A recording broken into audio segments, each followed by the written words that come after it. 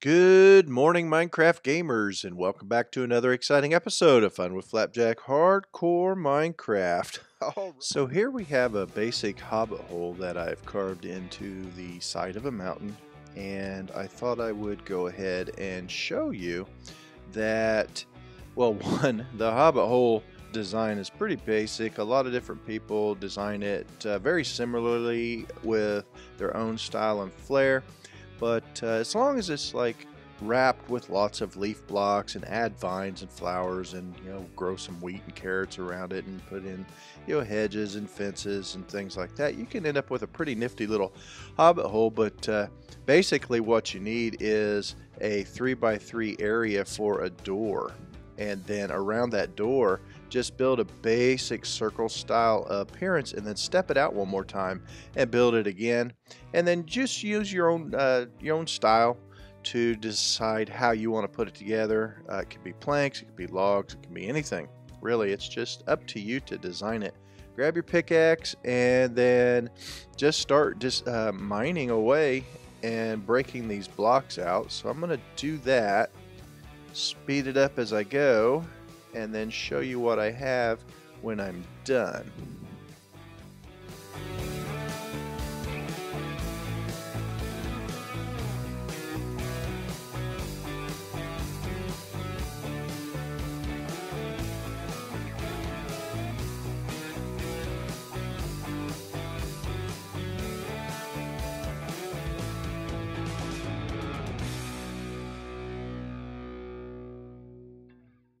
Okay, so this is just a basic look of what you can come up with on your own. A spruce wall, dark oak floor, another spruce wall, stone brick blocks on this side, some birch slabs up above you. Keeping it, 3 tall is a good approach to start with. Then you just want to start digging this stuff out and shaping it how you would like it to be. Mostly keeping it an odd number just for the sake of being able to do a few of the little things that having even numbers prevents. Sometimes you want it centered on a single block when you build, and if you have even numbers, like instead of it being 7 blocks wide here, like if you did a 8 block wide clearing and cleared this out 8 blocks, then if you wanted to center it, you end up with something that is a little bit more difficult to deal with. You end up with 2 blocks in the middle, and so sometimes that's a real frustration. Looks like I'm hitting the edge of something here, so you can tell because there's grass blocks like that starting to pop up, and that can be an indication that you're getting ready to break into a cave, or you're getting ready to break to the surface level. We'll just block that off and let you decide, because what I would do is I would keep on the center line of this. I would go ahead and break out lots and lots of these blocks, pushing it till I get to the end here, and then basically I want to go ahead and pop that sand back in place, because that's the outer wall, so I don't want to go past that. I think I used dark oak logs, and then I grabbed an axe, and I stripped the bottom two, and of course the top one won't matter because it'll end up having something like that to support the ceiling, and it'll look realistic this way, like so. In my warehouse area, we're kind of filled in with stone brick blocks, but you could use any kind of wood or plank, or anything that you like. The most important thing is to do it how you like it, shape it how you want it, and make it your own. But on the ends, we would have these like that, these logs like that, whatever log you wanted to use. And then, of course, like I said, I made the pillars look like they were holding up the ceiling, and then all of this gets filled back in with your aesthetic blocks of choice. Um, Definitely down below here I was putting in my light so that monsters wouldn't show up inside of my my hobbity hole. That's no bueno, that's no good. And then you just clear it out and shape it how you might want it. But over here, I think I had another lantern down here, so this would have been cleared out a bit, and then this section here moved out to put in my smelter area. This, of course, is not going to be something you would put in this particular mountain hill. You maybe would push the blocks out that way to do a smelter, or this could actually be a staircase or a ladder that went down, and you could build even more underneath. But the basic premise of what I'm doing is to show you how tileable, how you can copy what you're doing over and over to make it really simple and have a really nice storage area set up at the beginning of your game that doesn't just look like chests. You know, like basically what I had was chests sitting out on the ground. Hello, Mr. Skeleton. I had chests sitting on the ground and it didn't look that good, you know, and um, yeah, I had to do some work to it to make things look right. But over here, you know, I would have the blocks going up. I think that doesn't belong there. There we go. I could, of course, have just switched to peaceful mode now that I think about it. But yeah, right here, this would not be right up against it. This would then, of course, be a little bit further back to mirror what you're doing overall with whatever style you're choosing. Like I said, I sort of like it to look the way, whoops, that was the wrong plank. Big dirt moment there. Way too dark. The dark ones I'm using for the floor, I think they look good as a part of the floor. But yeah, anyways, you would just continue to keep up with this same theme. You could use slabs or actual full-size blocks. Whatever you're using, it doesn't even really matter so much as you want to use whatever you can afford to at the start of the game to pop these blocks in here and then shape them later. What I like to do is shape the ceiling so that it has some style and give the world a chance to have some personality. Now, just whoops, broke my door. Just because of what you're dealing with up top, see, I might need to do something like this and not break out those blocks, maybe bring the ceiling down a little, something along that line. You see what I'm saying? Go ahead and condense it down because, hey, it is a hobbit hole for a reason. But yeah, up here you're going to have to then shape up top one more time just because there's no way to avoid that. You can do it with dirt blocks or you could add leaves and or grow a tree and add some leaves, that kind of thing. Not a big deal. Really just add another row of dirt up here. Once you've gotten your ceiling built into the hobbit hole, then yeah, overall you do pretty much anything you want. But these columns right here would be support structures, and this would give the appearance that it's actually holding the ceiling up for you, and it looks pretty good, I think. You would give this whole thing some style, however you would want to shape it. Like for me, I ran a row of a lighter block around the outside of the dark edge just so that it kind of brings the whole thing together with some trim, you know, and then even change the floor maybe in this area so that it blends into what you're doing, but bring this wrap around as a tracer. And you can actually leave dark blocks in other areas, or maybe we're converting over to stone. Maybe we use something other than stone brick blocks. Doesn't really matter, but you see what I'm trying to show you. This is the type of thing that I do when I build in my own build. One thing you want to take into consideration when you put the ceiling in is that half slabs will let you, of course, open chests and stuff like that at the very top. But all I did was put in a double row of chests right here. I think I did them 3 tall. See, like that. But if you have the slabs here, you can open the chest. But because that is a full-size block, it doesn't want to let me open that chest there. So if you go back and you put in the half slabs where you put in, full-size blocks, then you can go ahead and see you can open that chest where before you couldn't. Let's see, we'll go like this. Pop these in here. It gets a little tricky at times to See that? Place your blocks. So you might have to take blocks out that you put in to start with. Not a big deal. As you make your way along here, just shape everything so that it looks right and it looks the way that you want it, and you'll be good to go. These chests up here, of course, you don't need. They're actually not in the right spot in the first place. Throw these blocks back, fill that in, on the corners there, no big deal. But then there you go. You've got double chest storage. What is that? 13 double chests stuffed in here. That will get you quite a bit ahead of where you were to start with.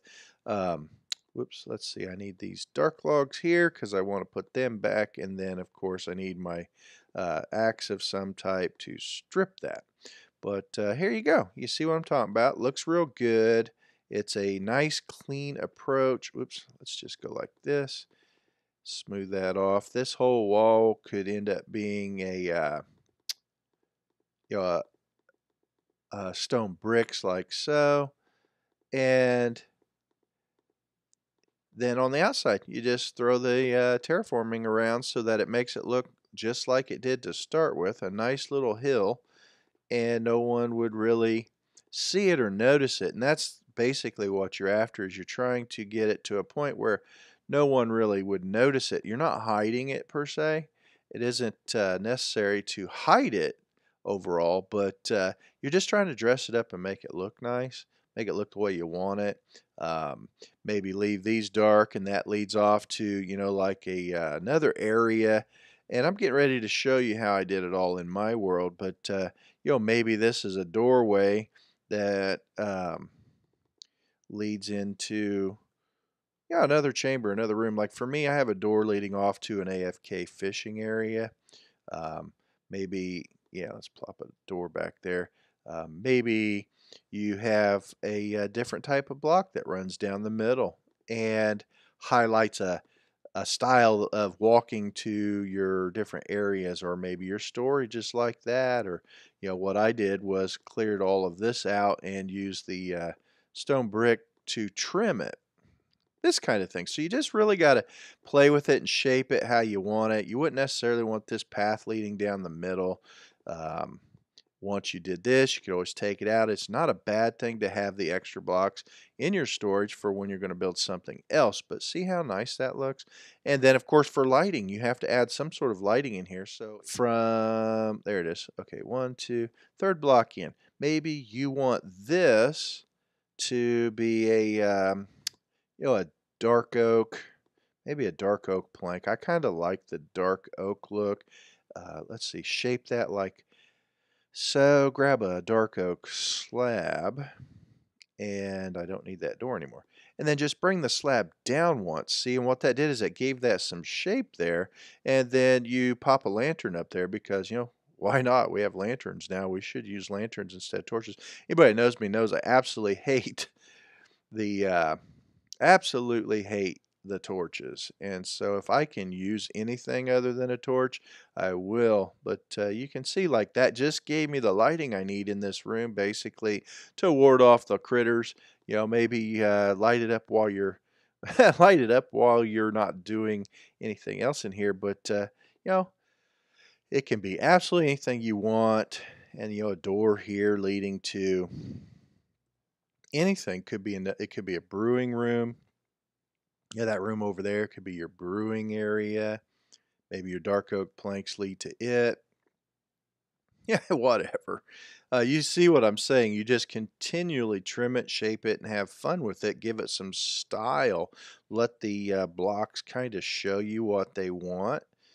Maybe this is something more along that line. Maybe this blends into this style. This leads to a set of ladders that go down into a basement or into a staircase or something along that line. But this is the basic approach to getting started in a Minecraft world. You can have mega simple non-automated storage set up right away, and your world will look really cool. Much cooler than it would have at the start, where you just had a little dirt hole with chests stuffed in it, or even had something as basic as chests like I did, just sitting on the ground beside my bed. So this is a much better approach. I'm going to jump over to my actual hardcore world and show you what I've done with my storage area. Okay, and so I'm back into my world where I'm playing in hardcore mode. This is the world, actually have the world seed down below if you've not paid attention to description information on any of my videos. I do put some links to other channels that I host, and then also sharing some information about myself and my upcoming change in my career path and whatnot, which in May we'll be making some leaps forward for my personal life, but down in that description on these videos is the world seed that I'm playing. So if you wanted to pop that world seed into a Java edition game, you could be playing in the same world that I'm playing in. But having said all that, I'm in this world now, and it is hardcore mode. It's single player, but you can see the style that I was talking about in that little creative video clip that I did real fast, just to show you how to approach digging out the bay. And then it's tileable. You can just move over and do the same tile again here. You could do it across the room like I did. You could shape it however you wanted. I laid a bed in with an inner chest and set up a little bay area, you know, and dressed it out, like I said, with stone brick blocks. But you can use any blocks you chose or wanted to choose. And then, of course, I had trapped a zombie villager and cured him, kept him in a boat for a while. Some of my videos, you might have seen him just sitting in the boat in this little hole in the ground, and this hole only stuck out to like here, and it was just carved out basically because I wanted to continue to keep this little fellow alive. But then I converted him into the highly coveted master librarian mending trader. And then, of course, because of the Java coding, whether it's a glitch or it's intentional, if you cure a villager for whatever reason and change its job over and over and over again until you find the mending that you want, you'll get it for 1 emerald. And so that's a game breaker right there, because what you can end up doing is filling up an entire chest. So maybe you're online playing Java with other people, and mending books are something that people are interested in buying because they don't want the hassle of doing all of the work to get the villager and rescue them and set them up to have all of this overstock of mending books. And so what I do is go ahead in an online world, set myself up like this. I don't need all of this in single player. I only did it so that I could show you that it can be done very easily. You can cure a villager and they will give you the bottom prices and drop prices incredibly. Like this book here is A Curse of Binding, and curse books are a lot of fun in online. You could try to trick people into wearing cursed gear that actually is terrible gear, and then they're stuck wearing it until it either breaks or they die. You could also put Cursed of Vanishing on it, which would mean that all of it would just vanish when they did die. So it's a lot of fun using the cursed books, but these things cost like 30 plus emeralds a lot of times. And by curing your villager and changing its job from librarian to unemployed over and over and over, then you'll end up getting some really awesome price opportunities. I was hearing a, there it is, I was hearing a squid out here suffocating. They get beached and drop their ink sacs, and basically, other than killing a few of these squid, I've collected my stack of black dye right there, and then I'm actually starting to overstock ink sacs. What I plan to do out here at some point is build up a like a small but somewhat efficient ink farm. And so I think what I'm going to do is make sure that the water level stays at the same height, but go down under it, fill in all this dirt up to the top, and then dig all that, well, sand or dirt back out and put in fence gates so that these guys will continue to spawn. The rates won't be tremendous because there's competitive spawning, and I just don't want to be bothered, you know, to put in a full, like, legitimate ink farm.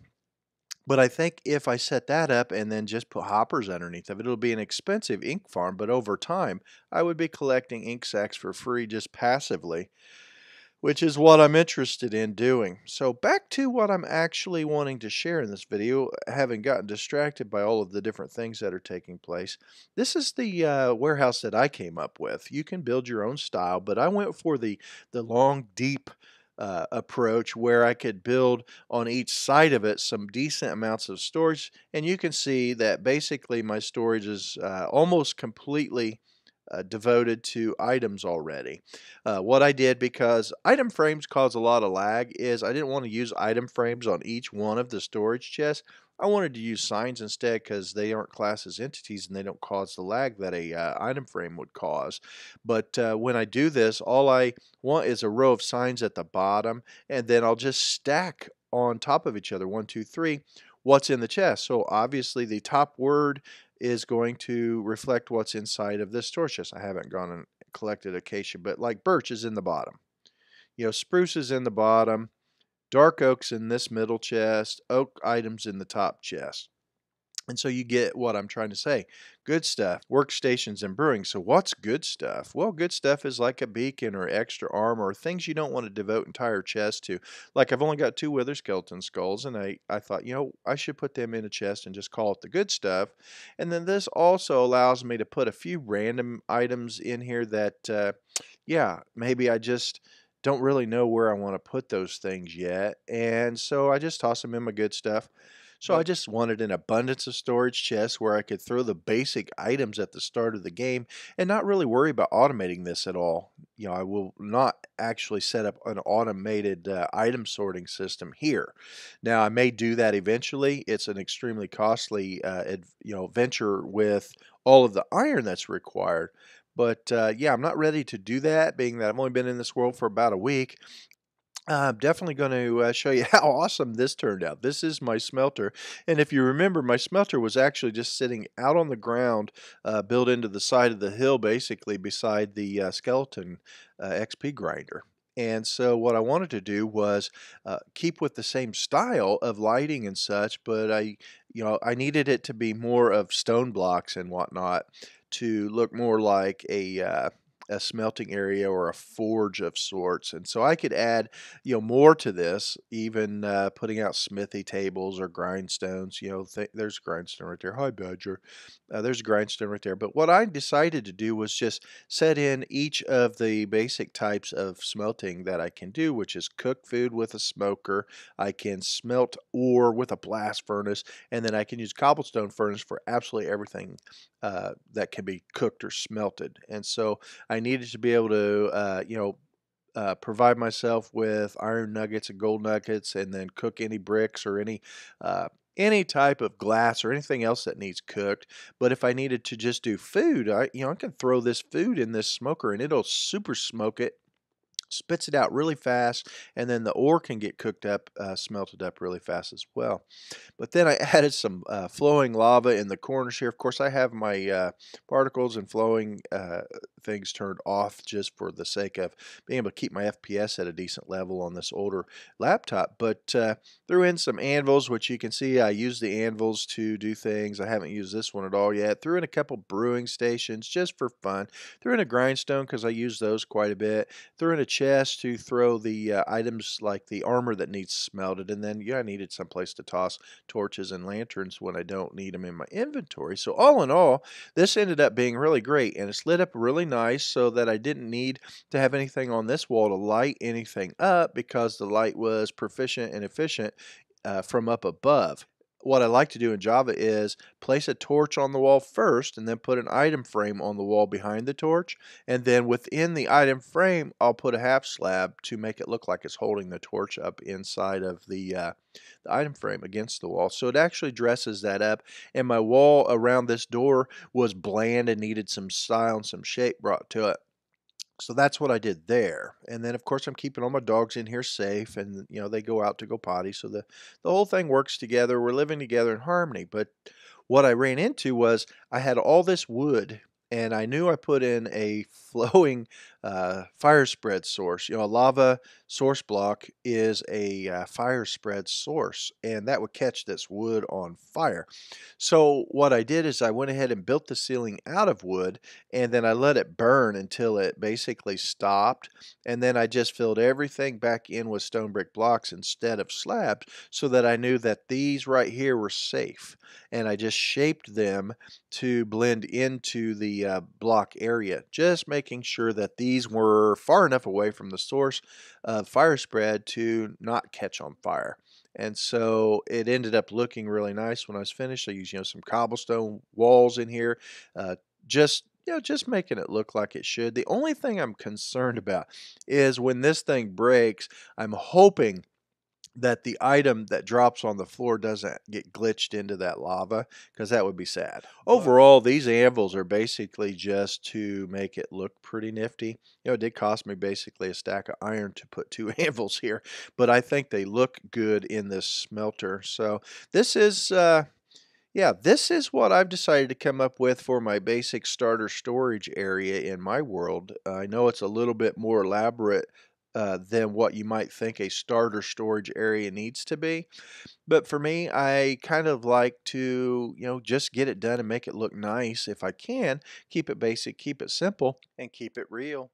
Just like the next video that I'm going to show you what I've been doing in the rest of this world and keep you up to speed. Thanks for watching.